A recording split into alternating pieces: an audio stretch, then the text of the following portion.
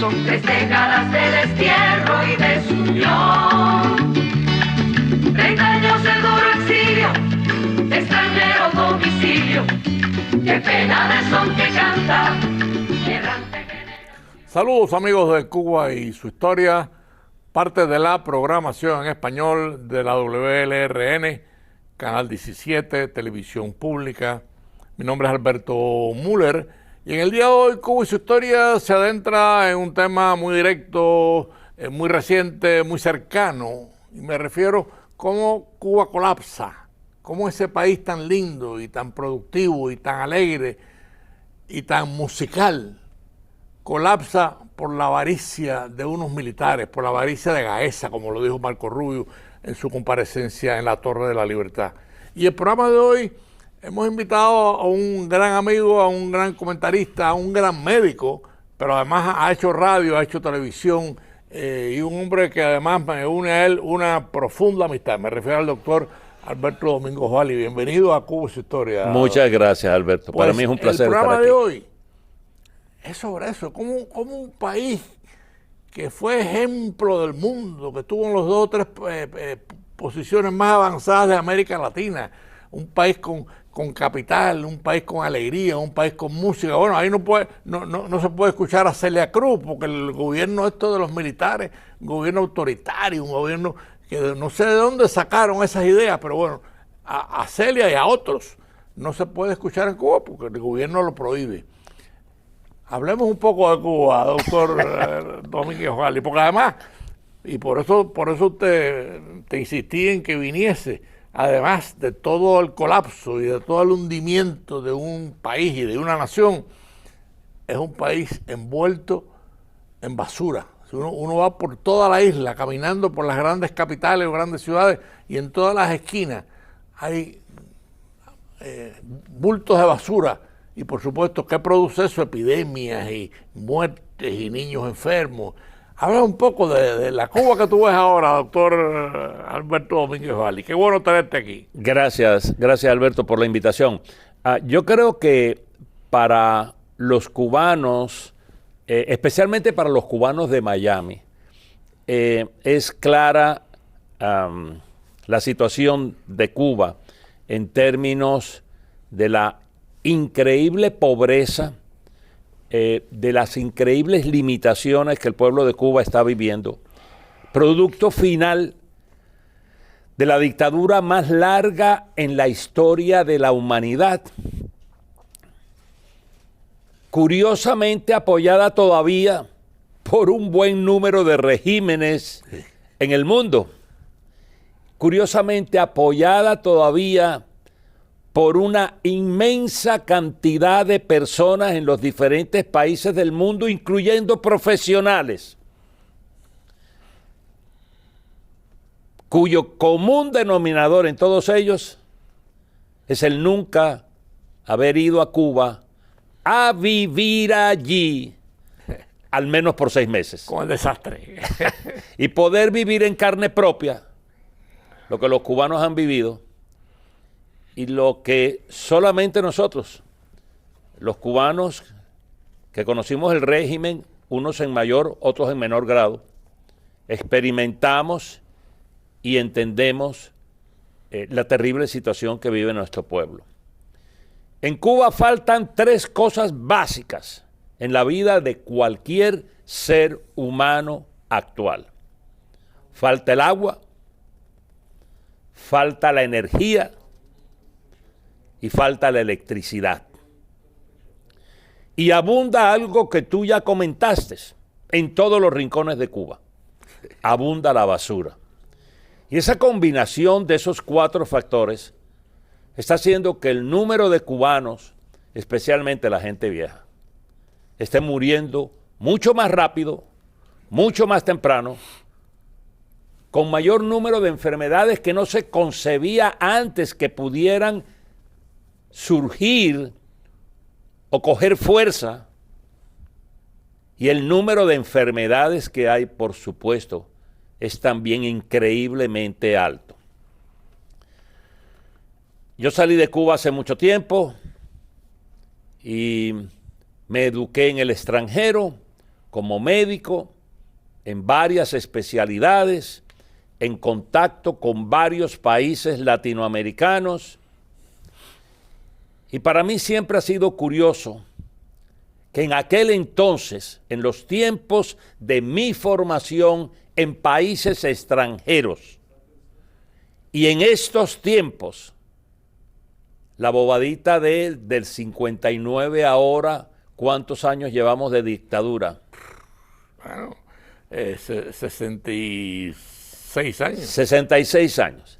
Después de 66 años, todavía yo sigo encontrando personas de mi nivel que en otros países del hemisferio, latinos, apoyan totalmente a Cuba y consideran que las medidas que se están haciendo y que se han hecho contra Cuba son definitivamente inhumanas. Pero lo que más, una vez más lo repito porque es importante insistir en eso, lo que más caracteriza a esa gente es que hablan, vociferan en sus países de origen, pero nunca han ido a Cuba a vivir. A vivir.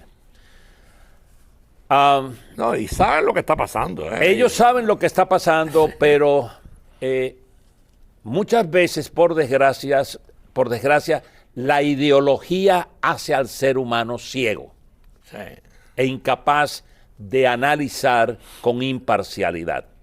Lo cierto es que en toda esta historia, en todo este fenómeno, que no ha sido para nada benevolente, especialmente con el pueblo cubano, quien más se ha afectado ha sido el pueblo cubano. Y yo no recuerdo en todos estos años de dictadura que Cuba haya tenido una peor situación que la que está teniendo. Lo que es curioso es que esto que acabo de decir lo hemos venido repitiendo por 60 años. Nunca hemos visto una situación tan peor como la que Cuba está viviendo ahora. Eso parece un disco que se repite cada año por 60 años. En lo que quiero hacer hincapié es que nunca la situación cubana ha tenido algún momento de mejoría. Bueno, hay momentos en la muerte de un individuo en que tienes momentos de mejoría. Está peor cuando hace fiebre, pero vuelve y cae, vuelve y aumenta, pero vuelve y cae. Pero la línea total es descendente. Y aguda, además aguda. Sí, aguda. Hay un hecho, pero no que te interrumpa, ¿no? Porque sí, hay equivocados, siempre ha habido en la historia. Y eso hasta en cierto sentido es parte de la dignidad del ser humano. O sea, tú tienes tu propia dignidad y tú opinas lo que tú quieras. Y eso, bueno, eso hay que respetarlo. Pero es interesante que este grupo, por ejemplo, en Cuba hoy hay un muchacho de 16 años, Jonathan Moore, de Morón, preso. Un menor de edad no puede estar preso. Y una mujer no debe estar preso. Y en Cuba abundan las mujeres presas y maltratadas, y este muchacho de 16 años preso, cuando debería estar en su casa. Pero no es la primera vez, no, Alberto, que yo oigo que un joven adolescente no es la primera ha sido puesto en la cárcel por el régimen cubano. Este es el último. Bueno, sí, exacto. Podrá ser el último. Lo cierto es que esa es una historia que yo recuerdo haberla leído, haberla oído continuamente en los medios masivos de comunicación por todas estas décadas. Cuba está produciendo ahora, lo que Cuba produce de petróleo es el 40% de lo que consume. Y ya no tienen claro, la entrada que tenían antes. El petróleo es necesario para todo, para bombear agua, para subir un ascensor, para encender una luz. Para encender la luz. ¿En qué no se utiliza petróleo? Es la mayor fuente de energía que tiene el mundo. Pero hay otra cosa interesante, y qué bueno que tú lo mencionas, ¿no? En Cuba faltarían plantas eléctricas para dar un poco de luz, un poco. Y resulta que los militares que gobiernan en Cuba, la famosa denuncia de Marco Rubio, Gaesa, tienen en activos, o sea, dinero fresco, 18,000 millones de dólares en bancos extranjeros, no lo tienen en bancos cubanos. ¿Y para qué son esos millones? Para ellos. Bueno, cuando tú hablabas de esto, yo pensaba ¿Qué podría estar diciendo un izquierdista de lo que yo he dicho? En Cuba el petróleo se necesita para todo y los cubanos están sufriendo porque no lo tienen. El izquierdista que me está oyendo podría decir, eso es apenas lógico porque es Estados Unidos el que ha estado bloqueando la entrada que normalmente tenía Cuba de petróleo de otros países. Sin embargo, lo que tú acabas de decir, el mismo izquierdista que está pensando en responderme a mí lo que yo acabo de decir, no piensa en lo que tú acabas de decir. No le conviene. Los miles de millones de dólares que tienen los líderes de la revolución cubana en bancos extranjeros. Esto para compartirlo con los amigos oyentes. Ahí están los equivocados y los que no están equivocados. La hija de la esposa de Díaz-Canel se está comprando una casa en España, una mansión de $500,000. Eso es dinero, ¿eh? Entonces, no hay dinero para darle a los pobres y darle medicina a los enfermos de las epidemias. No hay dinero para comprar plantas, no hay dinero para darle comida a los cubanos porque se están muriendo de hambre. Realmente no estamos exagerando. Así es. Yo recibo ayer un texto grabado, la voz de una prima hermana que tengo allá en alguna parte de Cuba. Y la forma en la que habla, las cosas que me dice. Yo decía, ¿cómo logra vivir ella, que tiene más o menos la misma edad mía, en Cuba? Ha tenido mucha suerte, todavía está viva. Y no está enferma. Ha estado enferma y ha logrado superar. Mira qué bueno. Superar los problemas, incluyendo lo que llamamos nosotros comúnmente una gripa que se lleva a cualquiera de nosotros en cualquier momento facilito. Sí. ¿No? Pero en el tono de la voz, las expresiones que utilizaba, yo decía, Dios mío, ¿cuándo es positivo ser ignorante? ¿Cuándo es positivo no frustrarse, no reaccionar? ¿Cuándo es positivo tolerar? ¿Cuándo es positivo ser indiferente a la injusticia? ¿Cuándo es positivo tolerar el maltrato y el abuso? Bueno, es positivo en las personas que viven en Cuba y tienen que enfrentar todo lo que están enfrentando. Y así es ella. Yo creo que ella ha logrado enfrentar todo eso por su tolerancia, por su indiferencia, hasta cierto punto por no tener elementos capaces de analizar la situación y ver la terrible vida en la que está metida. No. Y con ella, un buen número de cubanos. La mayoría. La adaptación a las cosas más básicas de la vida. Amigos de Cuba y su historia, para los que han sintonizado tarde, este es un programa duro, este es un programa que va directo al drama que están padeciendo todos los cubanos, unos y otros, ¿eh? No hago excepción, porque el drama es para todos, inclusive hasta para los opresores es un drama, porque los opresores son seres humanos equivocados, pero son personas que se dan cuenta que algo anda mal en Cuba. O sea, algo anda mal en Cuba cuando el hijo de Díaz-Canel, lo dijimos en el segmento anterior, se está comprando una casa en España de $500,000. Alberto, lo que pasa es que no les importa. Sí, bueno, definitivamente no les importa. Pero ¿cómo el poder del dinero es mucho más, va mucho más allá del sentimiento humano. Entonces, algunos se quejan. No, pero Estados Unidos podría darle petróleo. Bueno, Estados Unidos le da petróleo al que quiera, pero no está obligado a hacerlo. Bien, además hay otra cosa que yo quiero repetir aquí en Cuba, su historia.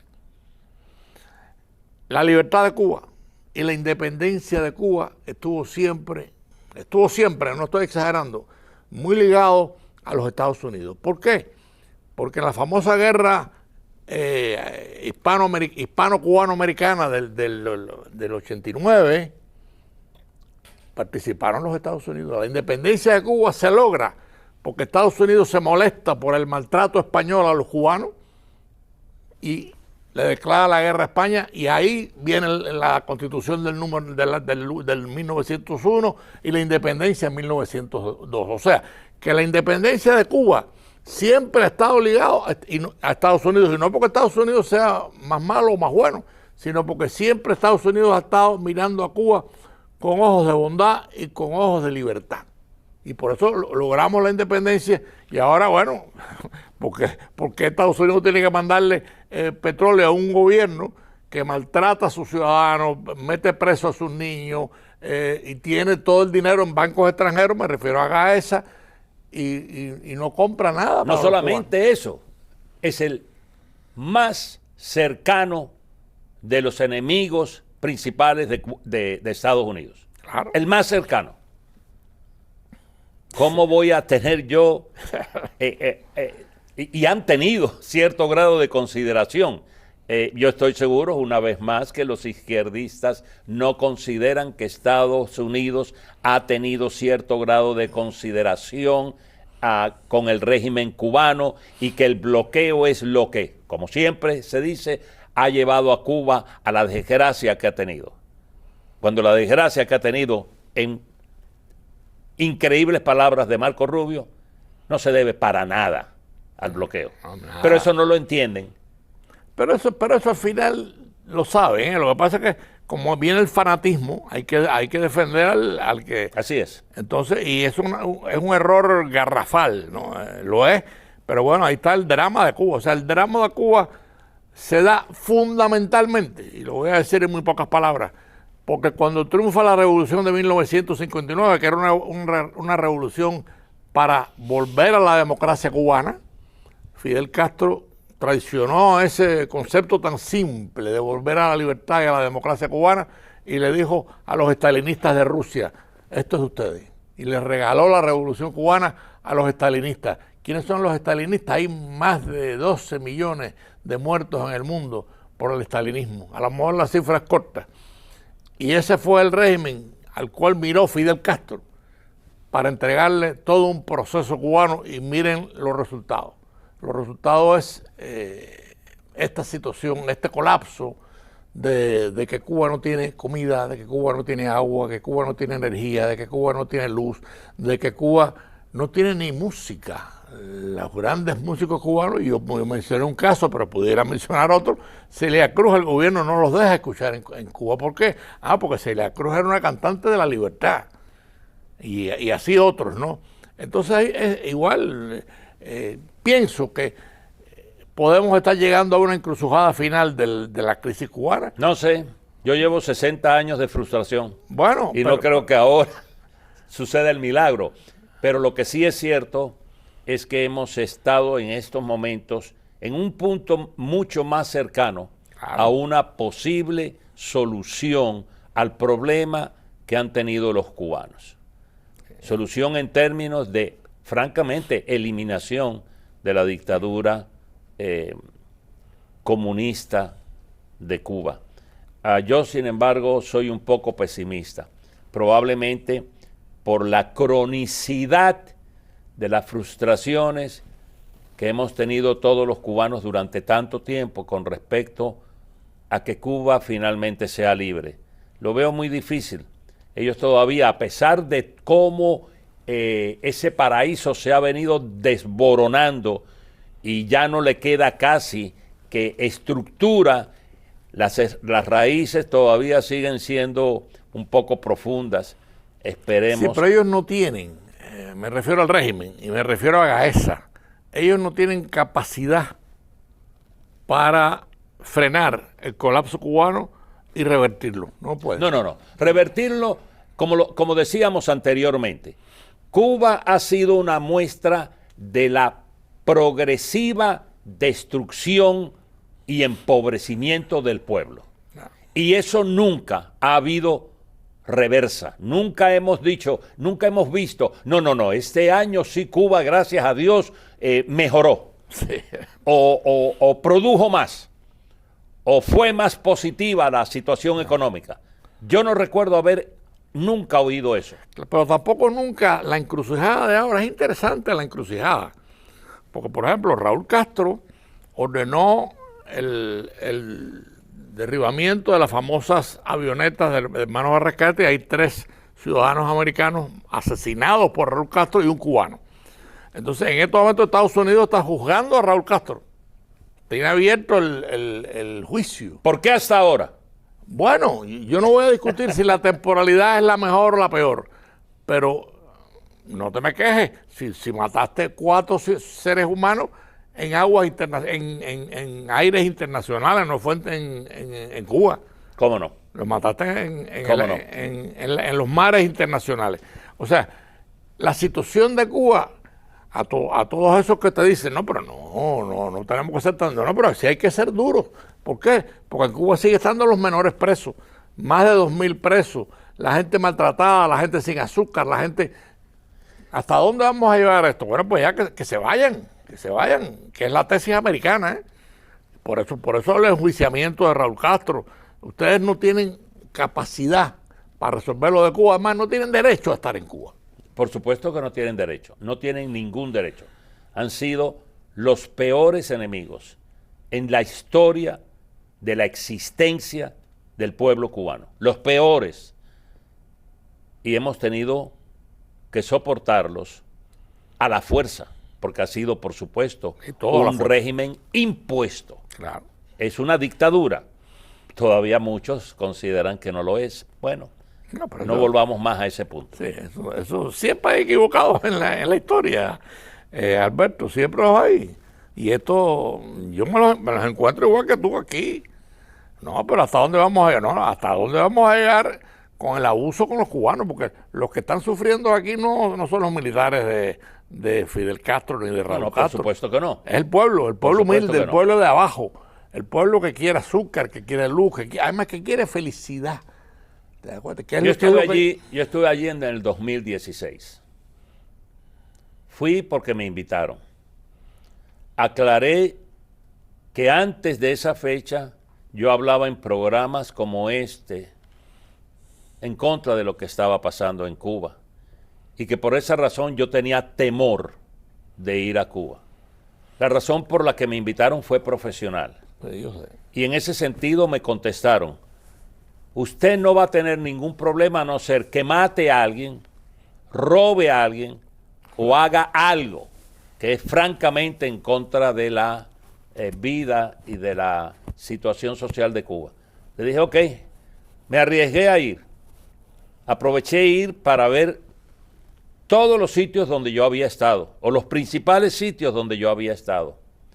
Y de las múltiples cosas que capté, es que dentro de la inmensa pobreza, terrible pobreza que yo vi en ese viaje, existen gente afortunada, ligada al régimen, que viven bien, viven muy bien, y no les falta la comida, ni les faltan las cosas básicas.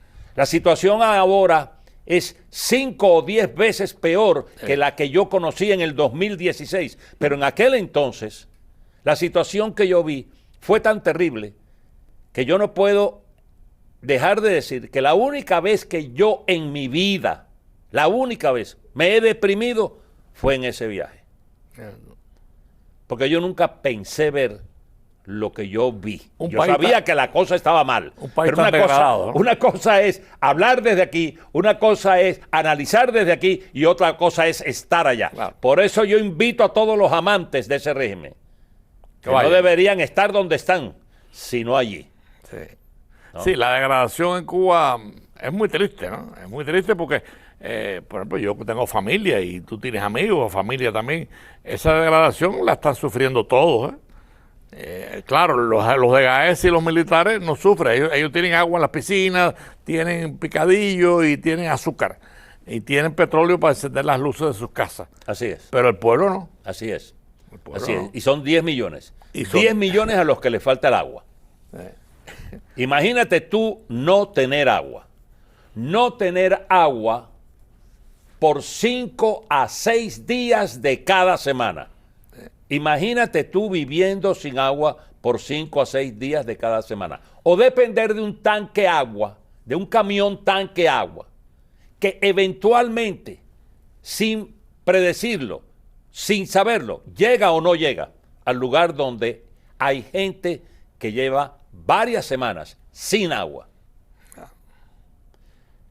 Eso hay que vivirlo, los detalles de eso hay que vivirlo. No, eso es muy triste, oírte es muy triste, pero bueno, nosotros estamos obligados como periodistas en un programa como este en compartir la información que tenemos, ¿no? Entonces esa información triste es de ustedes también, porque además yo pienso que la encrucijada final va a venir, es una conclusión muy positiva de mi persona, siempre he sido muy positivo. Ojalá sea así. Sí, ojalá sea así, porque no hay derecho a que tú tengas a la gente presa, maltratada, sin azúcar, sin luz, sin posibilidades de limpiar la esquina de tu cuadra que está llena de bolsas de basura, y eso lo que crea son epidemias, y tú lo sabes.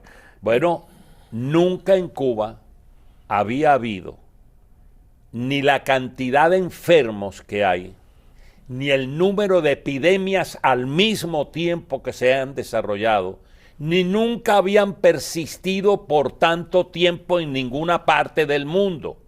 Esas son cosas que inclusive no aparecen en los medios masivos de comunicación porque probablemente, yo no sé, yo pienso que el ser yo cubano, el haber estado allí, haber nacido allí, después haber estado, como lo dije en el 2016, estar al tanto de lo que sucede en Cuba a través de los medios masivos de comunicación, con mentiras y con verdades, el ser médico, el ser infectólogo, el entender los mecanismos naturales a través de los cuales situaciones como las que vive en Cuba originan la situación que hay, no la tiene todo el mundo y no son capaces de entender que Cuba está enfrentando situaciones socio-médico-culturales que probablemente ningún país, ni siquiera el Congo, las ha sufrido. El Congo en estos momentos ha tenido más de 200 muertes por el Ebola, y eso es en parte debido a la pobreza de ese país. Pero han habido ya instituciones que han ido allí y están vacunando, y están atendiendo, y están ayudando a esa población. Y se puede controlar, hay muchas más posibilidades de controlar esta epidemia que se está desarrollando en el Congo que controlar las múltiples epidemias que llevamos más de un año teniendo en Cuba. Alberto, lamentablemente el tiempo se agotó. Siempre es así. Pero por eso yo te dejé correr porque estabas mencionando el meollo de la crisis, el meollo del colapso, el meollo del sufrimiento, y confiamos realmente que todo esto se acabe pronto. Confiamos en que, y lo digo con mucha seguridad, que Estados Unidos una vez más, como lo hizo por la independencia de Cuba, lo vuelva a hacer ahora, o sea, que ayude a que estos asesinos que dirigen y corruptos que dirigen a la nación cubana se vayan. Gracias, Alberto, por Gracias a ti una vez más por permitirme desahogarme. Y reciban todos, el saludo, y nos vemos el próximo domingo a las 4:30 de la tarde. De nostalgia, son 3 décadas de destierro y desunión.